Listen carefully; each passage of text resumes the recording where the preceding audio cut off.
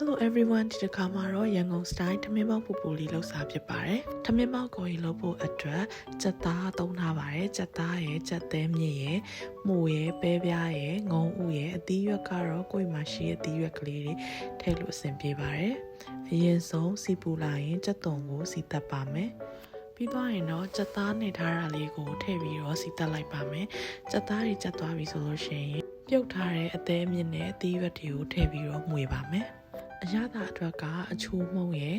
ဒါကတော့ QC လေးနဲ့ထည့်ပါတယ်ပြီးရင်စက်သားမှုန့်ထည့်တယ်တကြားလေးတစ်စုံလောက်ထည့်လိုက်ပါမယ်ပဲငပြားကြီးအကြည့်ထည့်ပါတယ်ပြီးရင်ပဲငပြားကြီးအနောက်ထည့်ပြီးတော့တခြားလေးနှက်ဆက်အောင်လို့မှုလိုက်ပါမယ်တရုပ်မုံညင်းထည့်ပါတယ်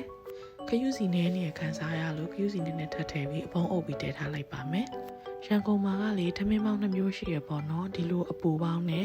အေးပေါင်းဆိုပြီးရှိပါတယ်အေးပေါင်းကချက်ထားပြီးသားကော်ရည်တွေအသီးရွက်တွေကိုနိုင်ကင်တို့အခောက်ကင်တို့နဲ့တွဲစားရတာမျိုးပါဒါကတော့အပူပေါင်းပေါ့နော်ဒီလိုမျိုးရန်ကုန် style ထမင်းပေါင်းကိုတရုတ်စားတောက်ဆိုင်တွေတော်တော်များများမှာလည်းရတတ်ပါတယ်ရှင်ထမင်းပေါင်းကစီဖူးနဲ့စားရင်လည်းအရင်စားလို့ကောင်းပါတယ်ဒီဗီဒီယိုလေးကိုကြိုက်နေတတ်တဲ့ဆိုရင် like and subscribe လုပ်ခဲ့ဖို့တောင်းဆိုချင်ပါတယ်ရှင်